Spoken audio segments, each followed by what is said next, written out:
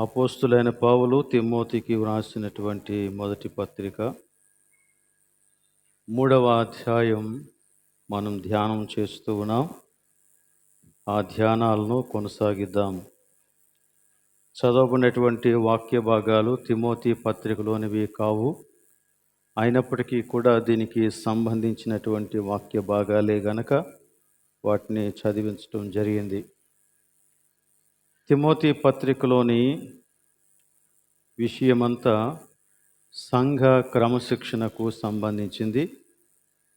సంఘ క్రమశిక్షణలో మరి విశేషంగా నాయకత్వానికి సంబంధించినటువంటి క్రమాన్ని గురించి మనం ధ్యానం చేస్తూ ఉన్నాం. ఈరోజు అధ్యక్షునికి ఉండాల్సినటువంటి లక్షణాలను గురించి ధ్యానించాలని అనుకున్నాను, కానీ నేను వాక్యాన్ని చదువుతూ ఉంటే నాకు అందులో కనపడినటువంటి మరో విషయం ఏంటంటే, అధ్యక్షుని లక్షణాలైన పరిచారకుని లక్షణాలైన రెండు ఒకేలా ఉన్నాయి. అధ్యక్షునికి ఉండవలసినటువంటి లక్షణాలను తగ్గించి పరిచారకునికి ఏమీ చెప్పలేదు, లేక పరిచారకునికి ఉండవలసినటువంటి లక్షణాల కంటే భిన్నంగా ఔన్నత్యమైన లక్షణాలను అధ్యక్షునికి చెప్పలేదు. కాబట్టి పరిచారకుని గూర్చినటువంటి విషయం కూడా మనకి అర్థమైతే అప్పుడు ఈ లక్షణాలన్నింటినీ కలిపి మనం ఒకేసారి ధ్యానించడం మంచిదని నాకు అనిపించి, నేను ఈ రోజున పరిచారకుని గూర్చి కొన్ని సంగతులు మీతో చెప్పిన తరువాత ఈ లక్షణాలను గూర్చినటువంటి విషయం ఈ రోజున కొంత విశ్లేషణ ఇవ్వాలని నేను అనుకుంటున్నాను. బహుశా మనం ఆ లక్షణాలలోనికి వెళ్ళి ప్రతి దానిని ఆలోచించము, కానీ కొంత విశ్లేషణ ఈ రోజున మనం తెలుసుకోవటానికి ప్రయత్నం చేద్దాం. 3వ అధ్యాయంలో 8వ వచనం నుండి పరిచారకులను గురించి వ్రాయబడి ఉంది. ఆ వచనాలు ఒకసారి నేను చదువుతున్నాను, జాగ్రత్తగా గమనించండి. అలాగునని పరిచారకులు అంటే అధ్యక్ష పదవికి ఎలాగైతే చెప్పాడో అలాగనే పరిచారకులు మాన్యులయుండి విమనస్కులను మిగుల మద్యపానాశక్తులను దుర్లాభమును అపేక్షించు వారనై ఉండక విశ్వాస మర్మమును పవిత్రమైన మనస్సాక్షితో గైకొని వారుడై ఉండవలెను. మరియు వారు మొదట పరీక్షింపబడవలెను, తరువాత వారు అనింద్యులైతే పరిచారకులుగా ఉండవచ్చును. అటువలే పరిచర్య చేయు స్త్రీలను మాన్యులై కొండెములు చెప్పని వారును మితానుభవము గలవారును అన్ని విషయములలో నమ్మకమైన వారునై ఉండవలెను. పరిచారకులు ఏకపత్ని పురుషులను తమ పిల్లలను తమ ఇంటి వారిని బాగుగా ఏలువారునై ఉండవలెను. పరిచారకులయుండి ఆ పనిని బాగుగా నెరవేర్చిన వారు మంచి పదవిని సంపాదించుకొని క్రీస్తు యేసునందలి విశ్వాసమందు బహుధైర్యము గలవారగుదురు. పరిచారకుడు అనే మాట మనకి అంతగా పరిచయం లేదు. పరిచారకుడు అనే ఈ మాటకి బదులుగా మనకి బాగా పరిచయమైనటువంటి మాట ఏంటంటే డీకన్. డీకన్ అనే మాట మనకి బాగా పరిచయం. ఎందుకంటే మన సంఘ నాయకత్వంలో డీకన్ బోర్డు ఉంది. డీకన్ బోర్డుకు ఒక చైర్మన్ ఉన్నారు. అలానే ఆ డీకన్ బోర్డులో కొంతమంది డీకన్స్ ఉన్నారు. అందుచేత డీకన్ అనే మాట మనకి బాగా పరిచయం. ఈ డీకన్ అనే ఈ మాట నిజానికి గ్రీకు మాట, డైకోనోస్ అనేటువంటి మాటల నుండి వచ్చినటువంటి మాట. ఈ మాటకు కాలక్రమేణా దాని యొక్క అర్థములో దాని యొక్క ఔన్నత్యం పెరిగింది. కానీ మొదట్లో ఈ డీకన్ లేక పరిచారకుడు అనే మాటకి అర్థం ఏంటంటే సేవకుడు అని అర్థం. సింపుల్గా సేవ చేసేవాడు. ఈ సేవకుడు కూడా ఎలాంటి సేవకుడు అంటే బల్ల దగ్గర సేవ చేసేవాడు. అంటే ఉదాహరణకి మీరు ఒక హోటల్కి వెళ్ళారు అనుకోండి. హోటల్ దగ్గర ఆర్డర్ తీసుకునే వ్యక్తి ఒకడు ఉంటాడు, వాడిని స్టూవర్డ్ అని అంటాం. వాడు వచ్చి మనకి సీట్ చూపించి ఏం కావాలి సార్ అని అడుగుతాడు. ఆర్డర్ అంతా తీసుకుంటాడు, వెళ్ళిపోతాడు. కానీ వాడు ఫుడ్ ఐటమ్స్ని తేడు. ఎవరు తెస్తారంటే అక్కడ ఒక వెయిటర్ ఉంటాడు. ఆ వెయిటర్ ఏం చేస్తాడంటే ఆర్డరు తీసుకున్న తర్వాత దానికోసం ఎదురు చూస్తాడు. స్టూవర్డ్ వాడికి పేపర్ రాసి ఇచ్చేస్తే వెళ్ళి ఏవేవి కావాలో వాటన్నిటిని తీసుకొస్తాడు. ఇంకా తర్వాత స్టూవర్డ్ మనకి కనపడ్డు, వెయిటరే కనిపిస్తాడు. ఈ వెయిటర్ని గ్రీకు భాషలో డీకన్ అన్నారు, లేక డైకోనోస్ అన్నారు. అంటే డీకన్ అనే మాటకి అర్థం అదే ఒరిజినల్గా. కానీ తర్వాత కాలక్రమేణా దానిని వేరు సందర్భాలలో వేరు వ్యక్తులకు ఉపయోగించడం జరిగింది. ముఖ్యంగా క్రైస్తవ్యం ప్రారంభమైన తర్వాత ఈ పదానికి చాలా విలువ పెరిగింది. బైబిల్లో చాలా చోట్ల ఈ పరిచారకుడు అనేటువంటి పదానికి ప్రత్యామ్నాయ పదాలు, నానార్థాలతో కూడినటువంటి పదాలు, లేక వేరే పదాలు వినియోగించబడ్డాయి.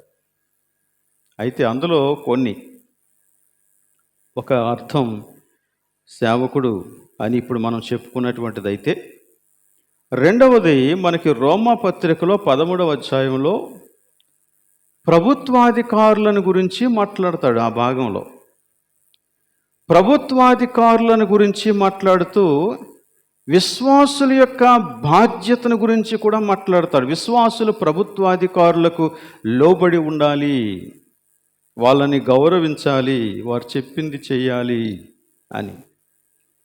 అక్కడ ఈ ప్రభుత్వాధికారులకు ఉపయోగించబడినటువంటి మాట ఏంటి అంటే, వారు దేవుని పరిచారకులు. 3-4 వచనాలు కలిపి ఉంటాయి, అందులో 2 సార్లు అదే మాట వినియోగిస్తాడు.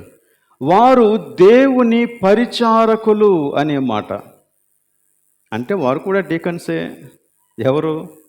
ప్రభుత్వాధికారులు, సేవకులు. లేక ఇంకా చెప్పాలంటే దేవునికి విధేయత చూపిస్తూ దేవుని యొక్క ఆజ్ఞలను నెరవేర్చడానికి నియమించబడిన ప్రతి వ్యక్తి కూడా డీకన్, సేవకుడు అవుతాడు. ఈ అర్థాన్ని మనం సంఘంలోనికి తీసుకొస్తే క్రైస్తవులందరూ కూడా, ఇంక్లూడింగ్ పాస్టర్, క్రైస్తవులందరూ కూడా డీకన్స్ కోవలోనికి రావాలి. అందరూ సేవకులే, అందరూ పరిచారకులే, అందరూ దేవుని యొక్క ఆజ్ఞలను నెరవేర్చవలసినటువంటి వారే. బల్ల దగ్గర కూర్చున్న వానికి బల్ల దగ్గర ఆజ్ఞ కోసం ఎదురు చూసేవాడు సేవకుడు ఎలాగైతే నువ్వు చెప్పిందంతా చేస్తాడో అదే రీతిగా దేవుడు చెప్పిందంతా చేయటానికి నియమించబడిన ప్రతి వ్యక్తి కూడా డీకనే, పరిచారకుడే, సేవకుడే.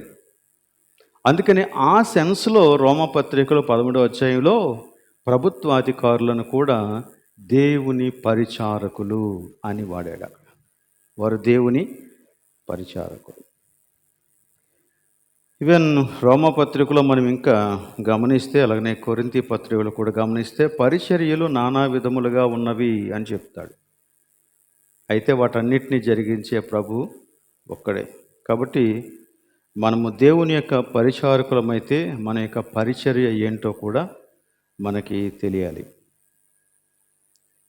తర్వాత మూడవదిగా ఈ డీకన్ అనే మాటకి ఇంకొంచెం విలువ పెరిగేటువంటి అర్థం మరొకటి ఉంది. అదే ఈ తిమోతి పత్రికలో మనకి చెప్పబడినటువంటి మాట. సంఘములో ప్రత్యేకంగా వారిని గుర్తించి వారి మీద చేతులుంచి ప్రార్థన చేసి ఒక పని నిమిత్తం ప్రతిష్ఠ చేసినటువంటి వారిని పరిచారకులుగా పిలుస్తున్నాం. ఇప్పుడు మనకి తెలిసినటువంటి అర్థం ఇదే. అంటే మొదటి నుండి దాని యొక్క రూట్ దగ్గర నుంచి మనం వస్తే మనము ఈ అంటే ఔన్నత్యానికి వచ్చినటువంటి ఈ పదవిని గురించినటువంటి విషయాన్ని మనం తెలుసుకుంటున్నాం. చాలామందికి డీకన్ అంటే ఒక పదవి అనేటువంటి ఆలోచన ఉంది, కానీ డీకన్ అంటే పరిచర్య చేసేవాడు, లేక పరిచారం చేసేవాడు, సేవకుడు అనేటువంటి అర్థాన్ని వారు వదిలేశారు. కనుక ఎవరు డీకన్, ఎవరు పరిచారకుడు అంటే, పరిచారకుడు సంఘములోని సంఘ సభ్యుల యొక్క ప్రతి అవసరానికి నేనున్నాను అని నిలబడగలిగేటువంటి వ్యక్తి పరిచారకుడు అవుతాడు అన్నమాట. ఇలాంటి వారిని సంఘము ఎన్నుకొని వారిని ఆలయములో దేవుని యొక్క సన్నిధిలో పెద్దలైనటువంటి వారు చేతులుంచి ప్రార్థన చేసి వారిని ప్రతిష్ఠించి ఆ పని కోసం ప్రత్యేకంగా నియమించబడతారు.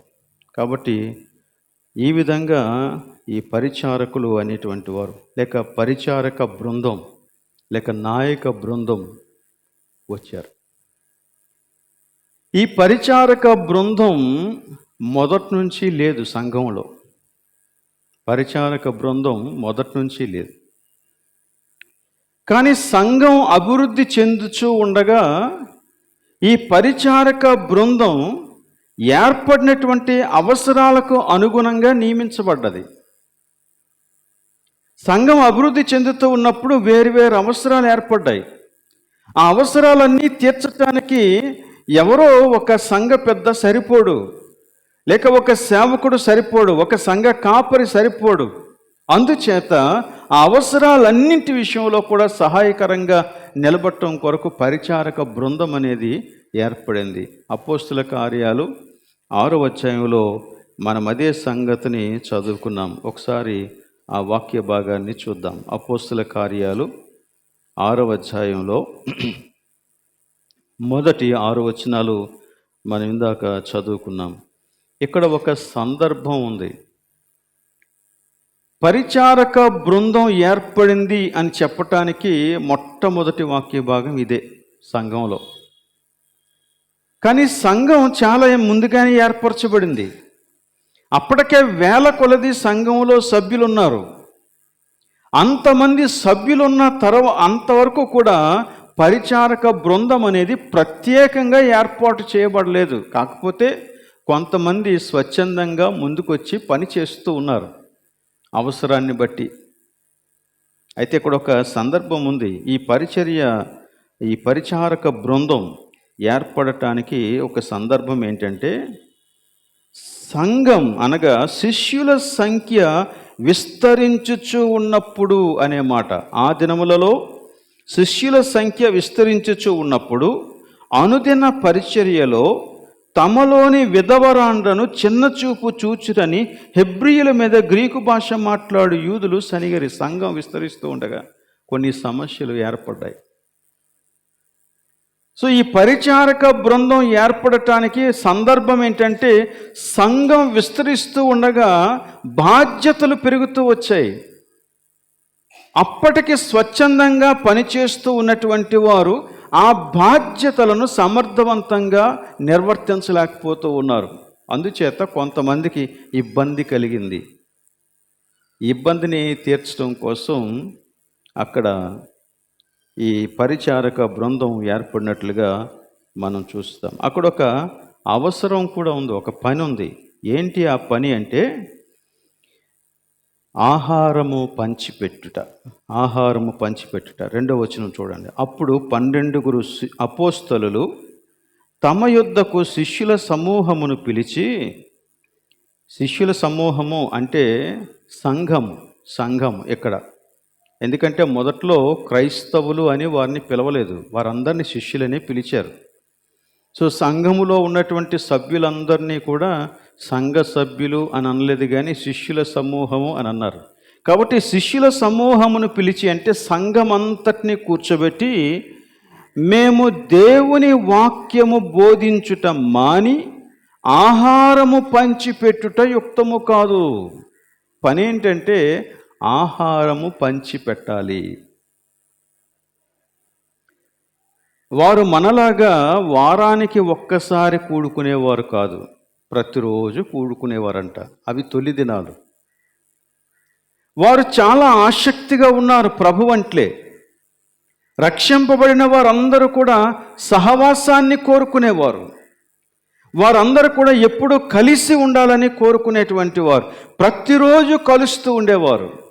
వారి యొక్క సహవాసం ఎంత చక్కగా ఉండేదంటే ఇక వారు తమ ఆస్తిపాస్తులన్నింటినీ అమ్మేసి మరి వచ్చేసేవాళ్ళు. వచ్చేసి మొత్తం ధనాన్ని అంతటిని ఒకచోట పెట్టి అందరూ కూడా సమానంగా దాన్ని పంచుకునేటువంటి వారు.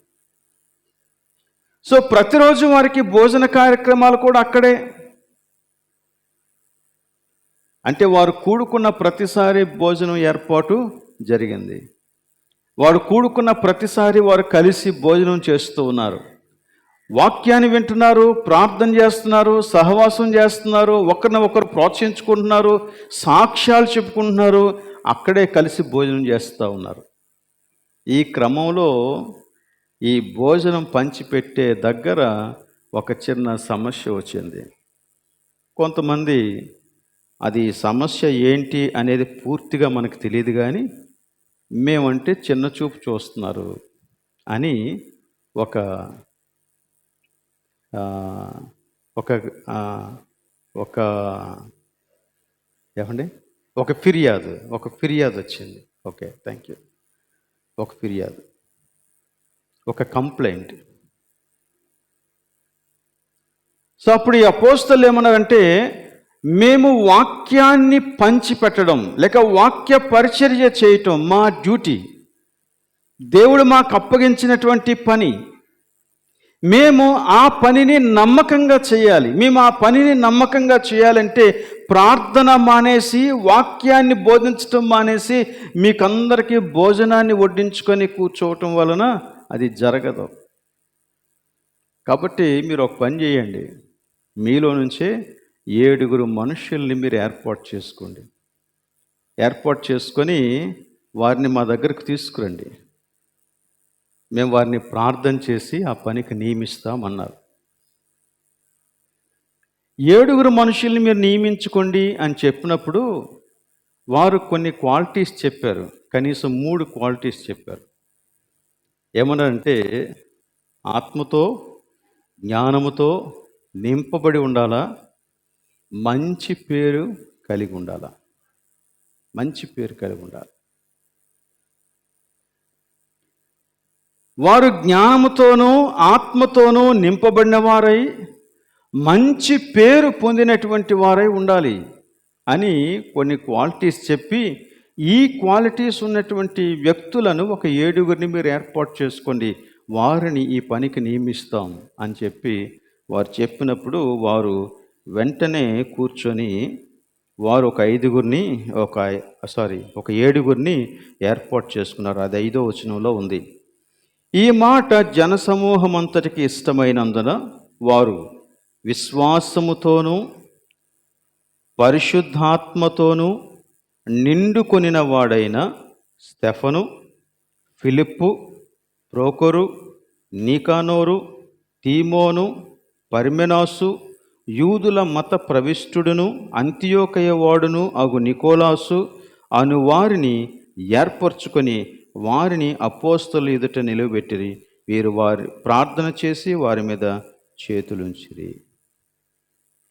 సో వారు ఏం చేశారు? వారు ఒక 7 ఏర్పాటు చేసుకున్నారు. ఇదంతా కూడా వారిచ్చినటువంటి సూచనల మేరకు జరిగింది. వీరందరూ 7 కూడా దేవుని యొక్క ఆత్మచేత నింపబడిన వారు. మొదటి విషయం, ఆత్మచేత నింపబడిన వారు అంటే దాని యొక్క అర్థం ఏంటంటే దేవుని మాటకు సంపూర్ణమైన విధేయత చూపించువారు అని అర్థం. దేవుని ఆత్మచేత నింపబడిన వారు అనే ఈ మాటకి అర్థం ఏంటంటే దేవుని మాటకు సంపూర్ణమైన విధేయత చూపించేవారు. ఇది దేవుని మాట అని తెలిస్తే వారిక మారు మాట్లాడకుండా దానికి విధేయత చూపించేవారు. జ్ఞానముతో నింపబడిన వారు, అదే మాటని ఆ క్రింద విశ్వాసముతో అనే మాటతో అది రీప్లేస్ చేయబడింది. జ్ఞానముతో నింపబడుట అంటే దేవుని వాక్య జ్ఞానము చేత నింపబడిన వారు, అనగా వాక్యమును తెలిసినటువంటి వారు. ఇంకా చెప్పాలంటే అదే మాటకి రీప్లేస్ చేయబడినటువంటి మాట ఏంటి?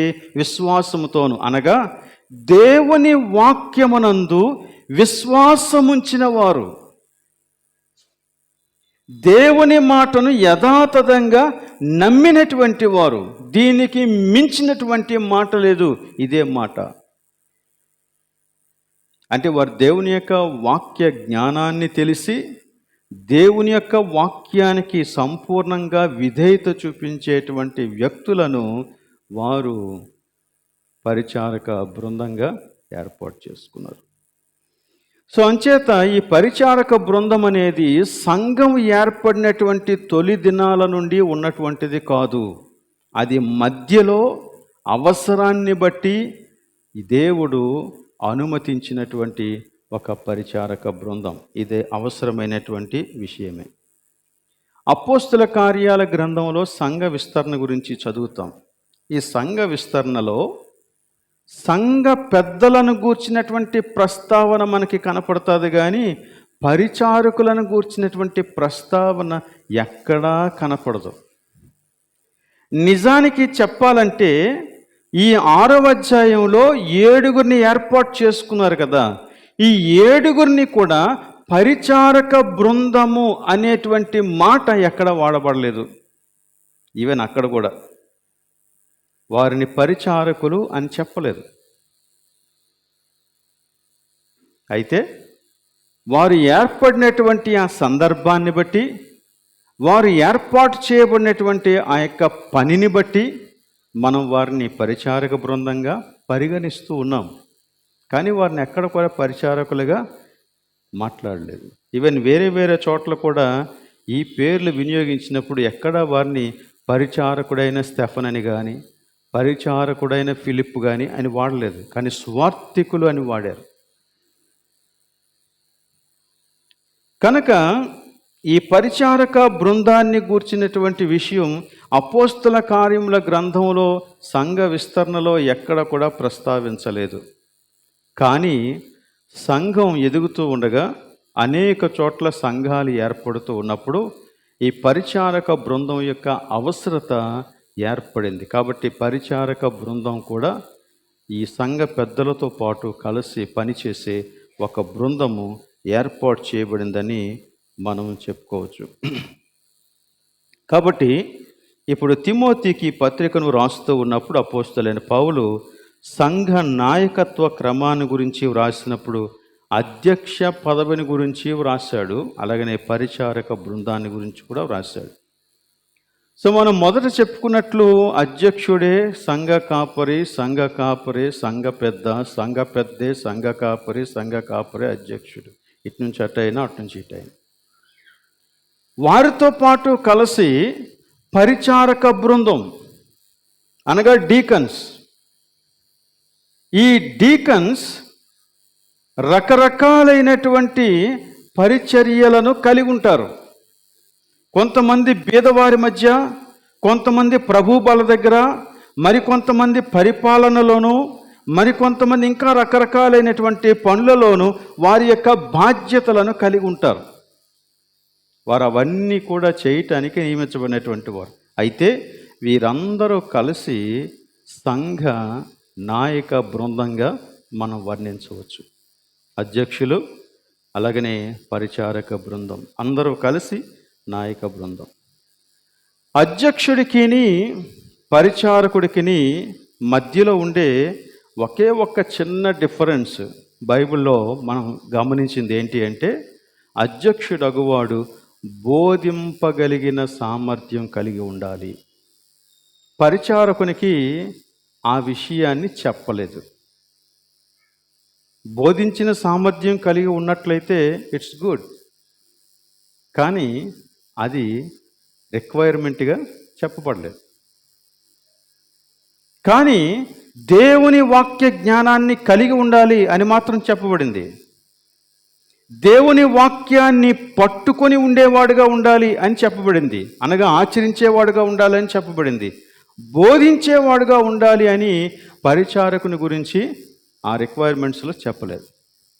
కానీ అధ్యక్షుడికి మాత్రం ఇట్ ఈస్ కంపల్సరీ. అధ్యక్షుడైన వాడు ఖచ్చితంగా బోధింప సామర్థ్యం కలిగిన వాడై ఉండాలి అని చెప్పాడు. సో అదొక్క డిఫరెన్స్ తప్పించి ఈ సంఘ పెద్దలకు లేక అధ్యక్షులకు, కాపుర్లకు, ఆ తర్వాత పరిచారకులకు మధ్య పెద్ద వ్యత్యాసం ఏమీ లేదు.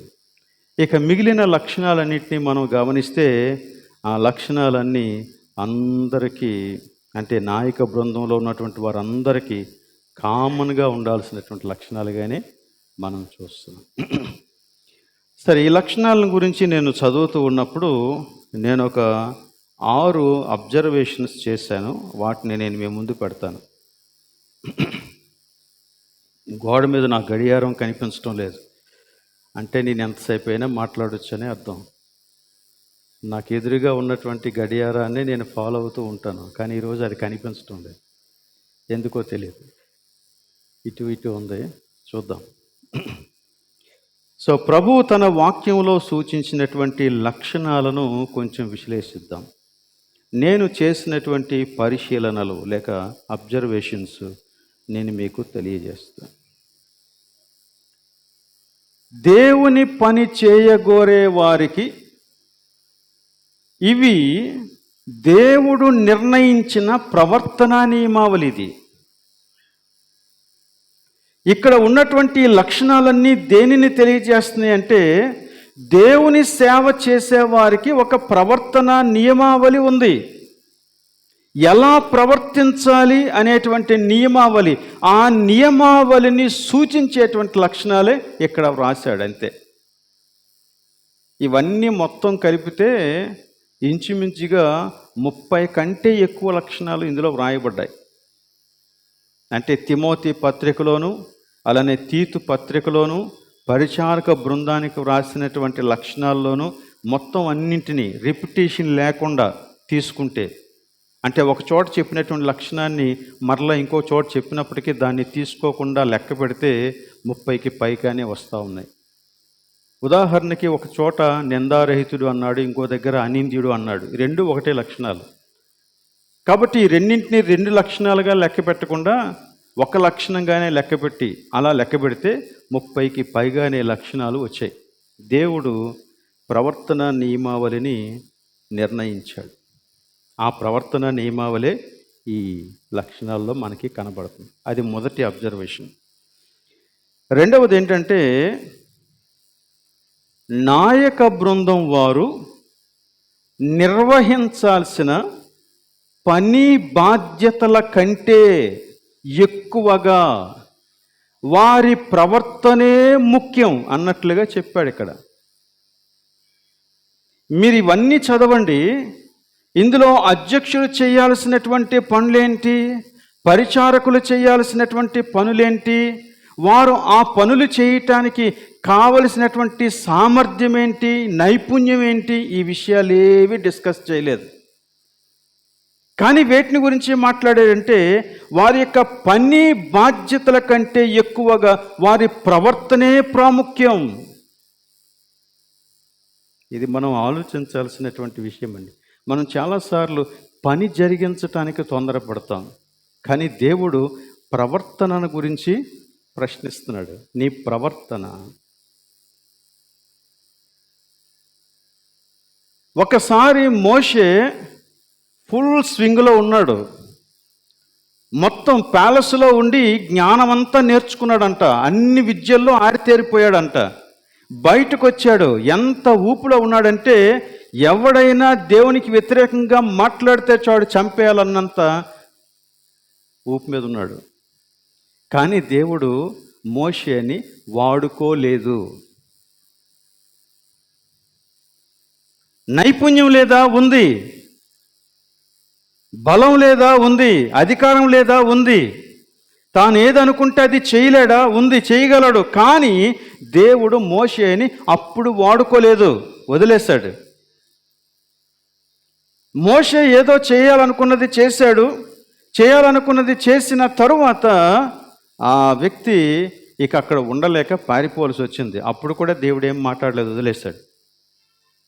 40 సంవత్సరాల పాటు అరణ్యంలో ఆయన ఉండి ఇంక నేనెందుకు పనికిరాను, నేనెందుకు పనికిరాను, నేనెందుకు పనికిరాను అని అనుకుంటూ ఉంటే అప్పుడు దేవుడు మోషేని పిలిచాడు.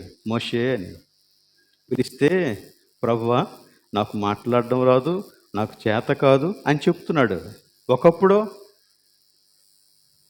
అలా కాదు. ఒకప్పుడు అతనికి ఎవ్వరూ పని అప్పగించకపోయినా నేను చేసేస్తాను అనుకొని తిరిగాడు మోషే. ఆ క్రమంలోనే చంపేశాడు కూడా. కానీ మోషే ఒక రోజున నేనెందుకు పనికిరాను అనుకున్నప్పుడు దేవుడు మోషేని పిలిచి వెళ్ళమన్నాడు. ఇంతకుముందు నా దగ్గర ఉన్న ఆసక్తి ఇప్పుడు లేదు ప్రభువా, ఇంతకుముందు నాకున్న నైపుణ్యం ఇప్పుడు లేదు ప్రభువా, ఇంతకుముందు నేను సకల కళల్లో ఆరితేరినటువంటి వాడిని, ఇప్పుడు అవి లేవు ప్రభువా అంటే, నీకెందుకు, నువ్వు వెళ్ళు, నేనున్నాను నీకు తోడన్నాడు. సో దేవునికి నైపుణ్యాలతో పని లేదండి, సామర్థ్యంతో పని లేదండి. నీ ప్రవర్తన చాలా ముఖ్యం. సో నాయకులుగా వారు నిర్వహించాల్సినటువంటి పని బాధ్యతల కంటే ఎక్కువగా వారి ప్రవర్తనే ప్రాముఖ్యం. అందుకే కొన్నిసార్లు మనం కార్యక్రమాలను నిర్వహించడం ఆపేసినా ఏం ప్రాబ్లం లేదు. ఎందుకంటే దానికంటే ముందు సెట్ అవ్వాల్సినటువంటి ప్రవర్తన చాలా అవసరం. ఆ సమాధానం లేనప్పుడు, ఆ మంచి ప్రవర్తన లేనప్పుడు నీవెన్ని కార్యక్రమాలు చేస్తే దేవునికి మహిమ వస్తుంది? సంచేత పని బాధ్యతల కంటే దేవునికి ప్రవర్తనే ప్రాముఖ్యం. ఇక మూడవ అబ్జర్వేషన్ ఏంటంటే, దేవుడు ఒక నాయకుని యొక్క సామర్థ్యం కంటే విధేయతనే ఎక్కువగా కోరుతున్నాడు. సామర్థ్యాన్ని కోరటం లేదు, విధేయతను కోరుతున్నాడు. మనం యూజువల్గా ఎవరినైనా నాయకునిగా పెట్టుకోవాలనుకుంటే సామర్థ్యాలు చూస్తాం. అది వరల్డ్లీ స్టాండర్డ్స్, అది ఈ లోకం అంతా పాటించేటువంటి స్టాండర్డ్ అదే.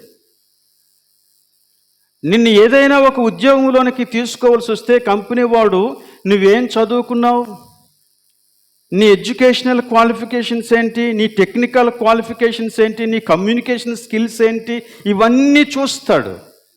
ఆ సామర్థ్యాలన్నీ నీకుంటేనే ఉద్యోగం ఇస్తాడు. కానీ దేవునికి అవి కాదు క్రైటీరియా. నీ సామర్థ్యం కంటే అసలు నువ్వు చెప్పిన మాట వింటావా లేదా, విధేయత అనేదే క్రైటీరియా. 40 సంవత్సరాలు ప్యాలెస్లోను, 40 సంవత్సరాలు అరణ్యములోను దేవుడు మోషేకి ట్రైనింగ్ ఇచ్చింది ఎందుకు అంటే, ప్రభువు యొక్క మాటకి విధేయత చూపించడానికి. అంతే. 80 సంవత్సరాల ట్రైనింగ్ ఎందుకు? ఒకే ఒక్క విషయానికి, విధేయత చూపించడానికి. విధేయత that's the most important quality that God sees in anybody. ఎవరైనా దేవుని యొక్క సేవ చేయాలని కానీ, ఎవరైనా దేవుని యొక్క సంఘంలో నాయకుడిగా ఉండాలని కానీ, ఎవరైనా దేవుని యొక్క సంఘంలో పరిచారకుడిగా, సువార్థికుడిగా, బోధకుడిగా ఉండాలని కోరుకుంటే ఆ వ్యక్తిలో దేవుడు చూసే అతి ప్రాముఖ్యమైనటువంటి లక్షణం విధేయతే. దేవుడు నీకు నైపుణ్యాన్ని ఇస్తాడు, దేవుడు నీకు సామర్థ్యాన్ని ఇస్తాడు. అది దేవునికి కష్టం కాదు. దేవుడు వాడుకోవాలనుకుంటే గాడిదను కూడా వాడుకుంటాడు, చేపని వాడుకుంటాడు, కాకిని వాడుకుంటాడు, ఇంకా బోళ్ళు ఉన్నాయి అలాంటివి. దేవుడు దేన్నైనా వాడుకోగలడు. కానీ విధేయత అనేది ప్రాముఖ్యం. ఇక 4వ అబ్జర్వేషన్ ఏంటంటే, దేవుడు ఆత్మ వరాల కంటే ఆత్మ ఫలాలను కోరుతున్నాడు. ఆత్మ వరాలేంటి? భాషలలో మాట్లాడుట, జ్ఞానవాక్యము, బుద్ధివాక్యము, ఇవన్నీ కూడా బోధించుట, ఇంకా ప్రవచనాలు చెప్పుట, ఇంకా రకరకాలైనటువంటి అద్భుతాలు చేయుట, ఇవన్నీ కూడా ఆత్మ వరాలైతే దేవుడు కోరుకునేది ఆత్మ ఫలములు. ఆత్మ ఫలాలేంటి? ప్రేమ, సాత్వికం, ఇవన్నీ ఉన్నాయన్నమాట.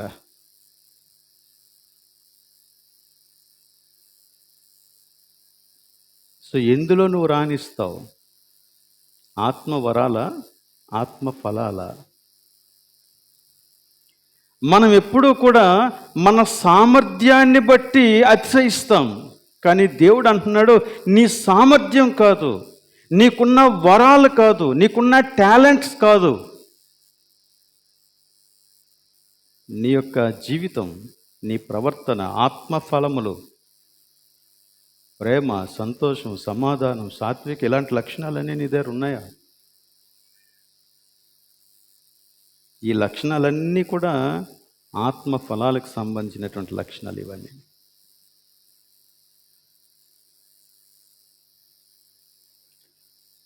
తర్వాత ఈ కొరింథీ మొదటి పత్రికలో 13వ అధ్యాయం, దానికి ముందు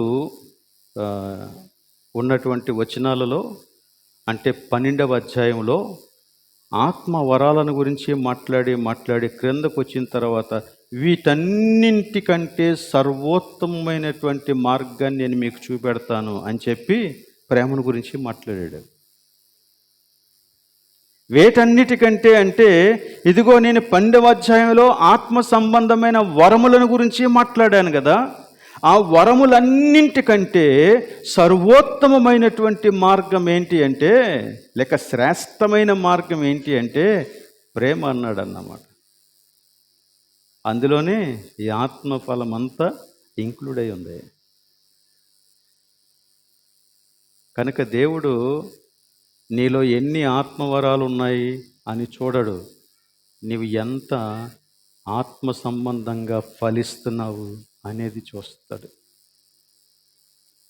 యేసుక్రీస్తు యెరూషలేముని దర్శించినప్పుడు వారి దగ్గర చాలా వరాలు ఉన్నాయి. నాయకత్వ వరమేంటి, బోధించే వరమేంటి, నడిపించే వరమేంటి, ఇలాంటివి చాలా ఉన్నాయి. అనర్గళంగా మాట్లాడగలిగే వరాలు ఉన్నాయి. కానీ దేవుడు వాటన్నిటిని చూడలేదు. ఫలమేమైనా దొరుకుతుందేమో అని అంజూరపు చెట్టు దగ్గరికి వచ్చాడంట.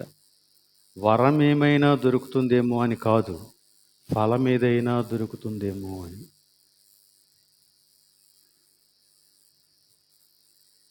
కనుక ఏది ఇంపార్టెంటో చూడండి. మనం సామర్థ్యాలను గురించి, పనిని గురించి, బాధ్యతలను గురించి, వరాలను గురించి, తలాంతులను గురించి మాట్లాడతాం. కానీ ప్రభు అంటాడు, నీకు విధేయత ఉందా? నీ దగ్గర ఆత్మఫలాలు ఉన్నాయా? అవి నాకు కావాలి. నీ ప్రవర్తన నాకు కావాలి. నీ ప్రవర్తన. ఆ తర్వాత 5వ అబ్జర్వేషన్, అది అధ్యక్ష పదవైనా, పరిచారక పదవైనా, ఏ పదవైనా, నీవు దేవుని సేవకుడవు గనుక అందరికీ ఒకటే ప్రవర్తన నియమావళి. సేవకుడికి ఒకలాగా, పరిచారకుడికి ఒకలాగా కాదు, అందరికీ ప్రవర్తన నియమావళి ఒకటే.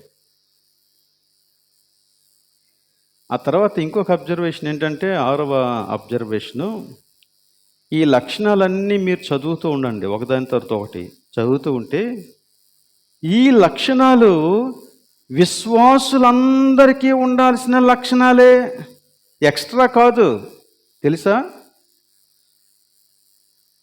మనం నాయకులు అనగానే ఈ లక్షణాలన్నీ చదివి, ఈ లక్షణాలు ఉన్నాయా నీకు, ఈ లక్షణాలు ఉన్నాయా నీకు అని అడుగుతూ ఉంటాం. కానీ నిజానికి చెప్పాలంటే ప్రతి విశ్వాసికి, ప్రతి క్రైస్తవునికి ఈ లక్షణాలు అవసరం అని బైబిల్ బోధిస్తూ ఉంది. ప్రతివాడు ఇందులో ఎదగాల.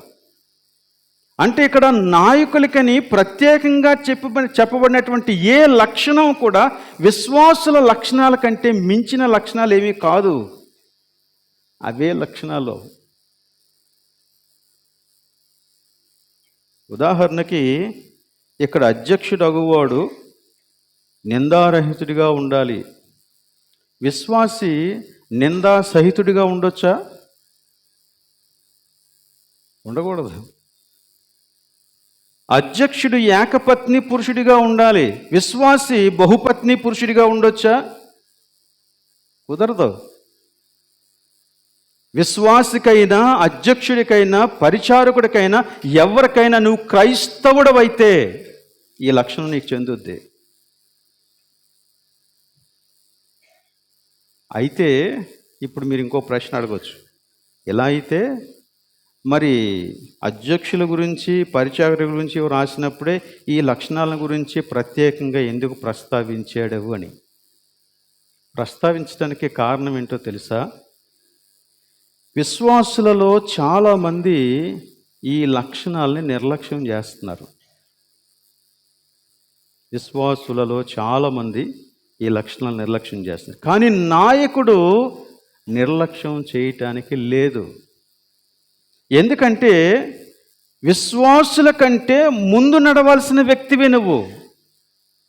విశ్వాసిని నడిపించటానికి విశ్వాసి కంటే ముందు నడవాల్సిన వ్యక్తివి. ముందు నడవాల్సిన వ్యక్తి అంటే ఏదో స్వార్థ కార్యక్రమాలు జరుగుతూ ఉన్నప్పుడు జనమంతా వెనకాల వస్తూ ఉంటే నువ్వు ఒక్కడవే ముందు వెళ్ళిపోవటం కాదు.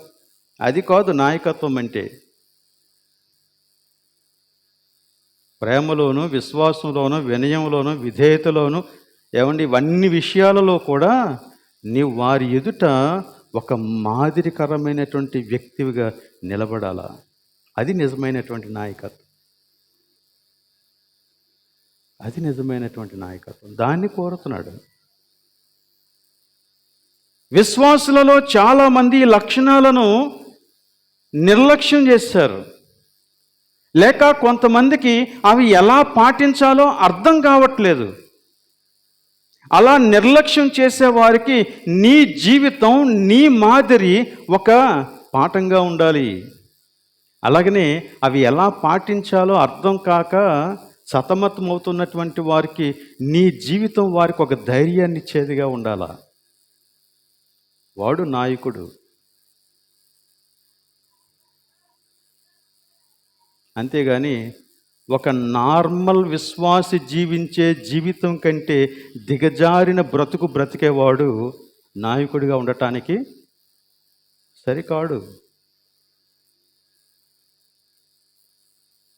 అందుచేతనే ఇక్కడ ఈ లక్షణాలను గురించి ప్రత్యేకంగా ప్రస్తావించాడు. అంటే నీ జీవితం, నీ ప్రవర్తన, నీ గుణశీలం మిగిలినటువంటి వారందరికంటే కొంచెం ఎక్కువలో ఉండాలా. అలా ఉంటేనే నువ్వు నాయకుడిగా ఉండటానికి సరైనటువంటి వ్యక్తివి. అసలు ఇతరులకు బోధించి నేర్పించాలి అంటే ఫస్ట్ నాలో ఉండాలి కదా. నాలో ఉండకుండా నేను ఎవరికి బోధిస్తాను, ఎవరికి నేర్పిస్తాను? ఒకవేళ నాలో లేకుండా నేను బోధించి నేర్పించడానికి ప్రయత్నం చేసినా నాకు ఎదురయ్యేది హేళనే తప్ప ఇంకేం కాదు. నన్ను జనాలు ఎదిరిస్తారు, నన్ను నిలదీస్తారు, నన్ను ప్రశ్నిస్తారు. ఒకవేళ నన్ను ప్రశ్నించేటువంటి ధైర్యం వారికి లేకపోతే కొన్నిసార్లు వాళ్ళు రాజీ పడిపోతారు. ఎలాగా ఉంటుంది విశ్వాస జీవితం? చెప్పినప్పుడు బాగా చెప్పాలా, జీవించినప్పుడు అలా జీవించాల్సిన అవసరం లేదు అనుకుంటారు. ఒకవేళ నీ నాయకత్వం అలాంటి పిక్చర్ని ప్రజలకు ఇస్తూ ఉన్నట్లయితే లోపం ఉంది, నాయకత్వ లోపం ఉంది. కాబట్టి మిగిలిన విశ్వాసులందరికంటే, సంఘంలోని మిగిలిన సభ్యులందరికంటే నీ ప్రవర్తన సరళి ఉన్నతమైనదిగా ఉండాలి. దేనికి సమర్పణ అవసరం. సో సామర్థ్యం, నైపుణ్యం కాదు, గుణశీలం, ప్రవర్తన చాలా ఇంపార్టెంట్. నీ సామర్థ్యాన్ని నిరూపించుకోవటానికి నువ్వు ప్రయత్నం చేయొద్దు, అది దేవుడు కోరడం లేదు. కానీ నీ గుణశీలాన్ని కాపాడుకోవడానికి నిరంతరము ప్రయత్నం చేయి. ఎందుకంటే దేవునికి అదే కావాలి. నీ ప్రవర్తనలో మార్పు రావాలి, నీ ప్రవర్తనలో మార్పు రావాలి. మొదటి నుంచి దేవుడు ఈ విధానాన్ని పాటించాడని పాత నిబంధన గ్రంథంలో నుండి కూడా ఈ విధానమే పాటించాడు దేవుడు. సామర్థ్యం కలిగిన వారిని దేవుడు ఎన్నుకోలేదు. మరలా చెబుతున్నాను, సామర్థ్యం కలిగిన వారిని దేవుడు ఎన్నుకోలేదు. విధేయత కలిగిన వారినే ఎన్నుకున్నాడు, కోరుకున్నాడు దేవుడు. దేవుడు తన కొరకు నాయకులను ఏర్పరచుకున్నప్పుడు మొదటి నుండి ఇదే విధానాన్ని పాటించాడు. ఉదాహరణకి నేను కొన్ని రెఫరెన్సెస్ ఇచ్చాను, చదవండి. సమూయేలు మొదటి గ్రంథం 16వ అధ్యాయం 7వ వచనం. అయితే యెహోవా సమూయేలుతో ఇలాగు సెలవిచ్చెను, అతని రూపమును అతని ఎత్తును లక్ష్య పెట్టకుము.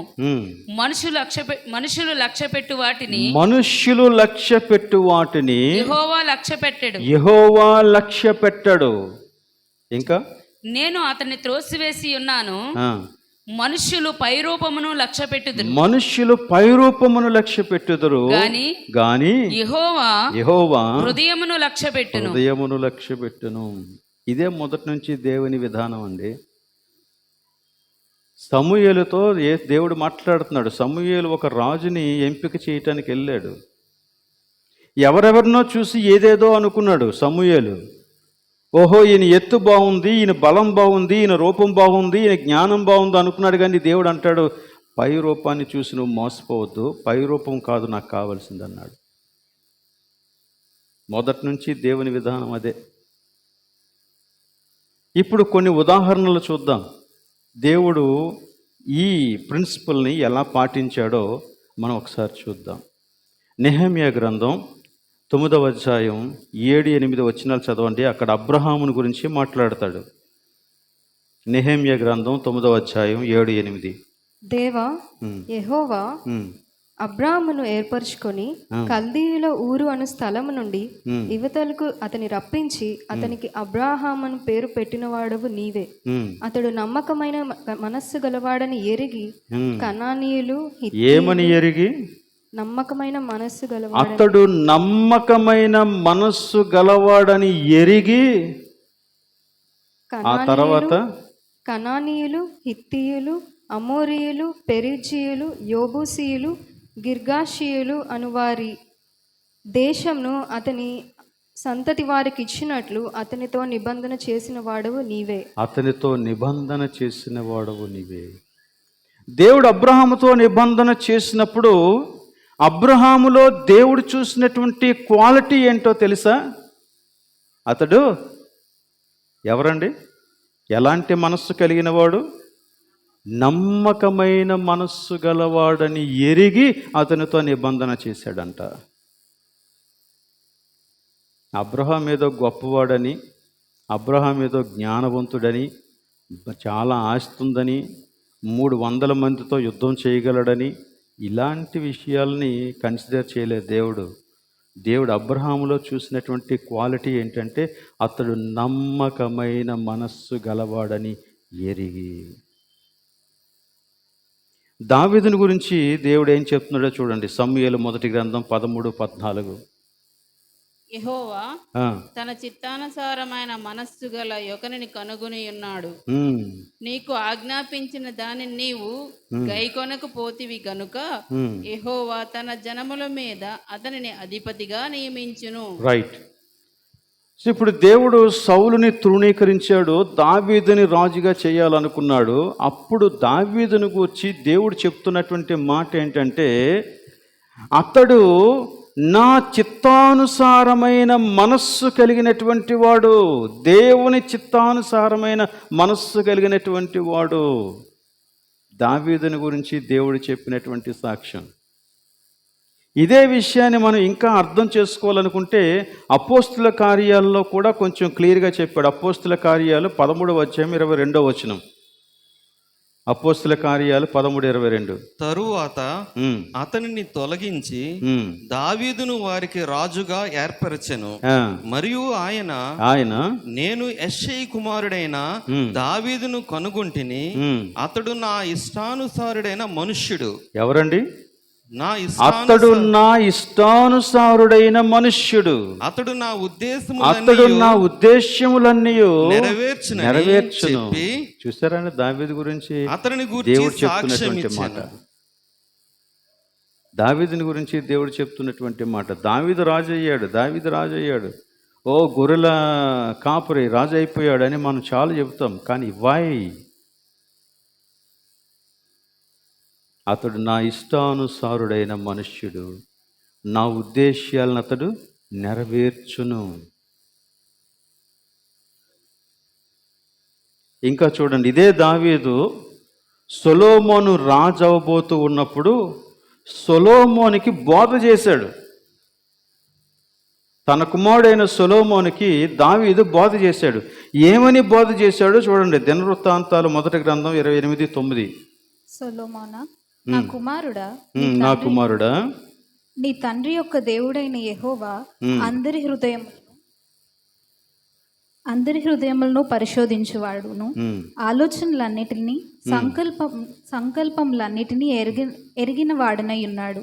నీవు ఆయన్ను తెలుసుకొని హృదయపూర్వకంగాను మనఃపూర్వకంగాను ఆయన్ను సేవించుము. ఆయన్ను వెతికిన ఎడల ఆయన్ని నీకు ప్రత్యక్షమగును. నీవు ఆయన్ను విసర్జించిన ఎడల ఆయన నిన్ను నిత్యముగా త్రోసివేయును. రైట్. సొలొమోను, నువ్వు ఒక విషయం తెలుసుకో. దేవుణ్ణి మెప్పించటం పనులతో అయ్యే పని కాదు. ఎందుచేత? దేవునికి నీ హృదయం తెలుసు, నీ ఆలోచన తెలుసు. అందుచేత నీవు ఆయనను వెతికితే, అనగా నీవు ప్రతి చోట దేవుని మాట ప్రకారంగా జీవించటానికి నువ్వు ప్రయత్నం చేస్తే ఆయన నీకు ప్రత్యక్షం అవుతాడు. కానీ నువ్వు ఆయన్ని విసర్జిస్తే ఆయన నిన్ను విసర్జిస్తాడు. జాగ్రత్త.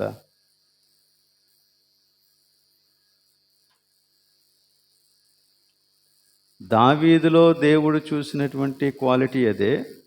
ఇప్పుడు దావీదు తన కుమారుడైన సొలొమోనుకి బోధిస్తూ ఉన్నటువంటి క్వాలిటీ కూడా అదే. నువ్వు దేవుణ్ణి వెతుకు, దేవుడు నీకు ప్రత్యక్షం అవుతాడు. నువ్వు దేవుణ్ణి విసర్జించావా, దేవుడు నిన్ను విసర్జిస్తాడు. ఇంకా చూడండి, యోషియా అనే ఒక రాజు కనబడతాడు. యోషియా అనేటువంటి రాజుకి దేవుడు చెప్తున్నటువంటి మాటలను మీరు గమనించండి. రాజులు 2వ గ్రంథం 22వ అధ్యాయం 19వ వచనం. రాజులు 2వ గ్రంథం 22వ అధ్యాయం 19వ వచనం. ఇశ్రాయేలు దేవుడైన యెహోవా సెలవిచ్చినది ఏమనగా, ఈ స్థలము పాడుగుననియు దాని కాపురస్తులు దోస్తనాపాలగుననియు నేను చెప్పిన మాటలను నీవు ఆలకించి మెత్తని మనసు కలిగి యెహోవా సన్నిధిని దీనత్వము ధరించి నీ బట్టలు చింపుకొని నా సన్నిధిని కన్నీళ్ళు రాచితే కనుక నీవు చేయు మనవిని నేను అంగీకరించి ఉన్నాను. రైట్. రాజు యోషియా, నేను నిన్ను అంగీకరిస్తున్నాను. ఎందుకో తెలుసా? కొన్ని మాటలు చెప్పాడు. నేను చెప్పిన మాటలను నీవు ఆలకించి మెత్తని మనస్సు కలిగి, అంటే విధేయత కలిగినటువంటి మనస్సు కలిగిన వాడవై, నీ హృదయాన్ని కఠినపరుచుకోకుండా యెహోవా సన్నిధిని దీనత్వము ధరించి, అంటే నిన్ను నీవు తగ్గించుకొని అహంభావాన్ని చూపించకుండా నీ బట్టలు చింపుకొని కన్నీళ్లు రాల్చితివి కదా, అంటే పశ్చాత్తాపం. బట్టలు చింపుకొని కన్నీళ్లు రాల్చటం అంటే పశ్చాత్తాపం. నువ్వు ప్రభు సన్నిధికి అలా వచ్చావు కాబట్టి నేను నీ మనవిని అంగీకరిస్తున్నాను. ప్రభు చేత అంగీకరించబడటానికి ఇవి క్వాలిటీస్. ఆయన మాట ఆలకించటం, మెత్తని మనస్సు కలిగి హృదయాన్ని కఠినపరుచుకోకుండా, ప్రభు యొక్క సన్నిధిలో పశ్చాత్తాపంతో ఆయన దగ్గరకు వస్తే ఆయన అంగీకరిస్తాడంట. యోషియా రాజుగా ఆశీర్వదించబడ్డాడు. ఎందుకంటే ఈ క్వాలిటీని బట్టే. ఇంకా ఎజ్రాని దేవుడు వాడుకున్నాడు. ఎజ్రాని దేవుడు వాడుకున్నప్పుడు అక్కడ కూడా ఒక విషయం ఉంది. ఎజ్రా గ్రంథంలో 7వ అధ్యాయం 10వ వచనం. కంగారు పడకండి, క్లియర్గా చదవండి. ఎజ్రా విమల గారు ఆగండి. యెహోవా ధర్మశాస్త్రమును పరిశోధించి దాని చొప్పున నడుచుకుంటకును ఇశ్రాయేలీయులకు దాని కట్టడలను విధులను నేర్పుటకును దృఢ నిశ్చయము చేసుకొనెను. అది ఎజ్రాని దేవుడు అంత బలంగా వాడుకోవడానికి కారణం ఏంటంటే, ఎజ్రా ఒక దృఢ నిశ్చయం చేసుకున్నాడంట. ఏంటి ఆ దృఢ నిశ్చయం అంటే, నేను దేవుని యొక్క ధర్మశాస్త్రాన్ని పరిశోధిస్తాను, దాని ప్రకారంగా నడుచుకుంటాను, దానిని నేను ప్రజలకు నేర్పిస్తాను అని ఒక దృఢ నిశ్చయం చేశాడంట. అది దేవునికి కావాలా? సో నాయకుడయ్యే ఏ వ్యక్తికైనా ఈ లక్షణాలు అవసరం. నీ అందం, నీ జ్ఞానం, నీ యొక్క పరపతి, ప్రేర ప్రతిష్టలు, ఆస్తి, అంతస్తులు ఇవన్నీ దేవునికి అనవసరం. దేవునికి కావలసింది విధేయత, విధేయత, విధేయత, అంతే. ఈవెన్ పౌలు బృందం కూడా మాట్లాడతారు. తెస్సలోనికీయులకు రాసిన మొదటి పత్రిక 2వ అధ్యాయం 10వ వచనం. తెస్సలోనికీయులకు రాసిన మొదటి పత్రిక 2వ అధ్యాయం 10వ వచనం. మేము విశ్వాసులైన మీ ఎదుట ఎంత భక్తిగాను, మేము విశ్వాసులమైన మీ ఎదుట ఎంత భక్తిగాను నీతిగాను అనింద్యముగాను ప్రవర్తించితమో దానికి మీరు సాక్షులు, దేవుడు సాక్షి. తెలుసుకోండి, పౌలు సువార్తను ప్రకటించి అన్ని ఆత్మలను సంపాదించి అన్ని సంఘాలను స్థాపించాడు అంటే అతని యొక్క ప్రవర్తన కూడా దేవుడు చూశాడు. మేము మీ ఎదుట ఉన్నప్పుడు మాత్రమే కాదు, మీ ఎదుట లేనప్పుడు కూడా అలాగనే ఉన్నాం అంటాడు. ఎంత భక్తితో మేము ప్రవర్తించామో, ఎంత నీతిగా ప్రవర్తించామో, ఎంత అనింద్యంగా ఉండడానికి మేము మీ ఎదుట జాగ్రత్త పడ్డామో దాన్ని జ్ఞాపకం చేసుకోండి అంటున్నాడు అన్నమాట. ఒక నాయకుడికి కావలసినటువంటి క్వాలిటీస్ గురించి దేవుడు మాట్లాడుతున్నాడు. క్వాలిఫికేషన్స్ గురించి మాట్లాడడం లేదు.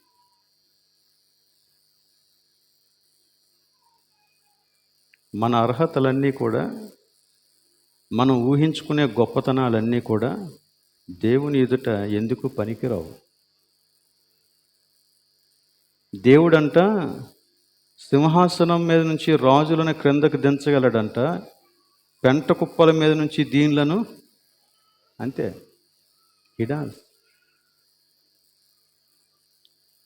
నువ్వు దేవునికి అనుకూలంగా ఉన్నావా లేదా అన్నదే ఇక్కడ విషయం. దేవుని మాటకు విధేయత చూపిస్తావా లేదా అన్నదే విషయం. దేవుని యొక్క ఆజ్ఞను నెరవేర్చడానికి నువ్వు ఆసక్తి కలిగి ఉన్నావా లేదా అన్నదే విషయం. అంతేకాని నువ్వు ఎంత సామర్థ్యం కలిగిన వాడు అనేది దేవునికి అనవసరం. నువ్వు దేవునికి నమ్మకంగా ఉంటే దేవుడు నిన్ను నిలబెడతాడు. చివరిగా ఒకటి మనం ముగించేద్దాం. మత్తయి సువార్తలో 25వ అధ్యాయంలో ఒక ఉపమానాన్ని మనం చదివాం. 14వ వచనం నుంచి 30వ వచనం వరకు కొంచెం పెద్ద వాక్య భాగమే అయినా సుహాసిని గారు బాగానే ఓపికగా చదివారు. మత్తయి సువార్త 25వ అధ్యాయం. ఈ ఉపమానం మనకు అందరికీ తెలిసినటువంటి ఉపమానమే. తలాంతులను గూర్చినటువంటి ఉపమానం. ఒకనికి 5, ఒకనికి 2, ఒకనికి 1, ఎవని సామర్థ్యము చొప్పున దేవుడి వారికి ఇచ్చాడు. కొంతకాలం అయిపోయింది, తిరిగి వచ్చాడు. అందరి దగ్గర లెక్క చూస్తున్నాడు. లెక్క చూసినప్పుడు ఒక్కొక్కడు వచ్చి వారు ఇచ్చినటువంటి తలాంతులతో ఏం చేశారో ఆ ఫలితాన్ని సమర్పిస్తూ ఉన్నారు. అలాంటప్పుడు వారితో చెప్పబడినటువంటి మాట ఒకటి ఉంది. 21వ వచనం, 25వ అధ్యాయం 21వ వచనం. అతని యజమానుడు, భలా నమ్మకమైన మంచి దాసుడా, నీవు ఈ కొంచెములో నమ్మకముగా ఉంటివి, నిన్ను అనేకమైన వాటి మీద నియమించెదను, నీ యజమానుని సంతోషంలో పాలు పొందు. If you are faithful in small things, God will appoint you on many things. నువ్వు కొంచెములో నమ్మకముగా ఉంటే, అక్కడ దేవుడు కోరుతూ ఉన్నది నువ్వు ఎంత సంపాదించావని కాదు, ఎంత నమ్మకంగా ఉన్నావు, అది విషయం. అలాగనే మరలా 23వ వచనంలోకి వచ్చేటప్పటికి 2 తలాంతులు సంపాదించిన వాడు కూడా వచ్చాడు. వాడొచ్చి వాడి లెక్క అప్పగించినప్పుడు అప్పుడు కూడా అదే మాట చెప్పాడు. అతని యజమానుడు, బలా నమ్మకమైన మంచి దాసుడా, నీవు ఈ కొంచెములో నమ్మకముగా ఉంటివి, నిన్ను అనేకమైన వాటి మీద నియమించేదను, నీ యజమానుని సంతోషంలో పాలు పొందు. ఒకడు 5 అయితే ఒకడు 2. అయినప్పటికీ ప్రభు వాటిని కొలవటం లేదు, నమ్మకత్వాన్ని కొలుస్తున్నాడు. నమ్మకత్వాన్ని కొలుస్తున్నాడు. నీవు ఈ సంవత్సరంలో ఎన్ని కార్యక్రమాలు చేశావు? గతంలో చేసిన వాటికంటే ఇప్పుడు చేసినవి ఎక్కువ తక్కువ? నో. నువ్వు ఎంత నమ్మకంగా చేసావు అది కావాలా.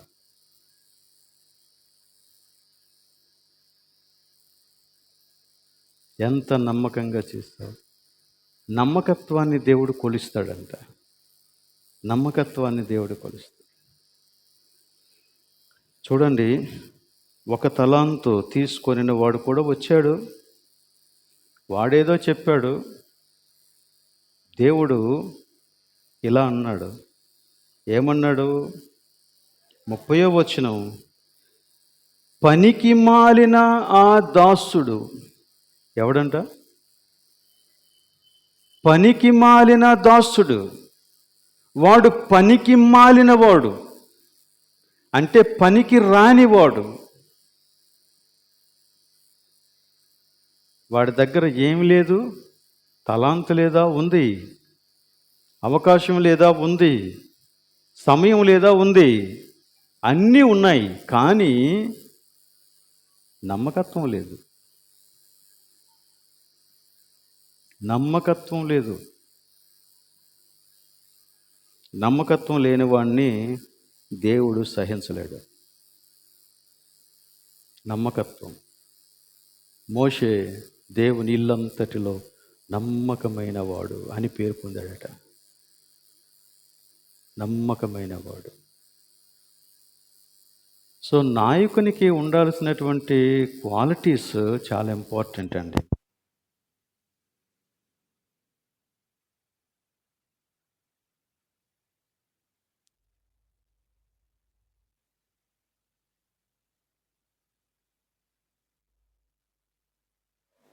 సో ఈ రోజున ప్రైజ్ ది లార్డ్, ఈ రోజున మనం ఒక తీర్మానం చేయాలా. తీర్మానం ఏంటంటే, ఈ లక్షణాలన్నిటిని బట్టి దేవుడు నాయకుడిగా ఉండదలంచిన వాని దగ్గర నుంచి ఏం కోరుతూ ఉన్నాడో అది తెలుసుకో. నీ ప్రవర్తన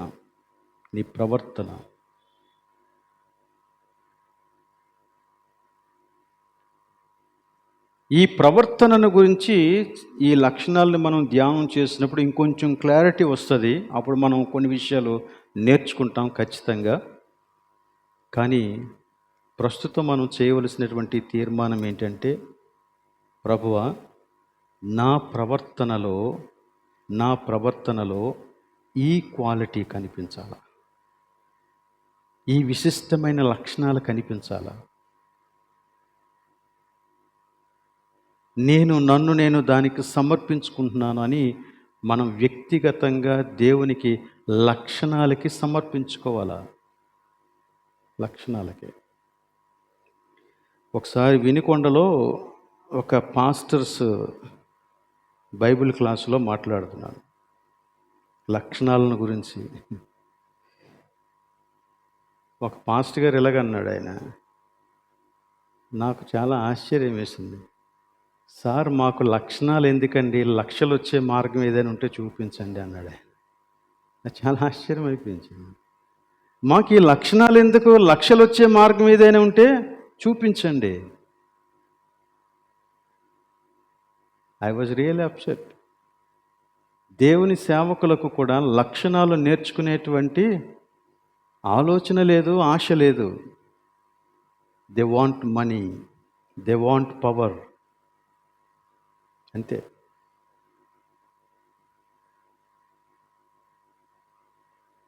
కానీ దేవుని ఆశను తీర్చేటువంటి నాయకులు దేవునికి కావాలి. అట్టి నాయకుడిగా దేవుడు మనల్ని సిద్ధపరచునిగాక. ప్రార్థన చేద్దాం. తలలు ఉంచుకొని కన్నులు మూసుకొని ప్రభు వైపుకి మనం చూద్దాం. దేవుడు కోరుకున్న వ్యక్తివిగా నువ్వు కనపడుతున్నావా? అబ్రహాముని దేవుడు కోరుకున్నప్పుడు నమ్మకమైన మనస్సు గలవాడిగా కనిపించాడు. దావీదుని దేవుడు కోరుకున్నప్పుడు దేవుని చిత్తానుసారుడైన మనుష్యుడిగా దావీదు కనిపించాడు.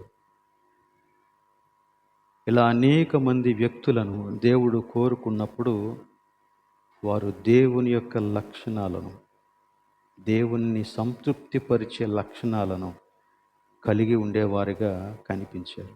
మరి మనము మా రక్షకుడివైన మా ప్రభువా, మేము రూపాంతరము చెందాలని మాతో మాట్లాడుతూ ఉన్నవాడా, మా స్వభావంలో, మా ప్రవర్తనలో మార్పు రావాలని మాలో నీ ఆత్మ ద్వారా క్రియ చేస్తూ ఉన్నవాడా, నీ వాక్యాన్ని బట్టి మాతో మాట్లాడుతూ ఉన్నవాడా, నీకు స్తోత్రములు. నీవు నీ కార్యము చేస్తూ ఉండగా మేము మా హృదయాన్ని కఠినపరుచుకోకుండా మాకు సహాయం దయచేయండి. ప్రభువా, మమ్మను పూర్తిగా నింపండి నాయన. నీ యొక్క ఆత్మ చేత నింపండి, నీ జ్ఞానము చేత నింపండి. మంచి సాక్ష్యము గలవారిగా మమ్మను చేయండి. మేము నీ పని చేయటానికి, ప్రత్యేకించబడినటువంటి గుంపులో ఉండటానికి మమ్మను నీవు సిద్ధపరచండి. కనికరించుమని నీకే సమస్తమైన ఘనత, మహిమ ఆరోపిస్తూ ఈ ప్రార్థన యేసు పరిశుద్ధ నామములో అడుగుచూ ఉన్నాం తండ్రి. ఆమేన్.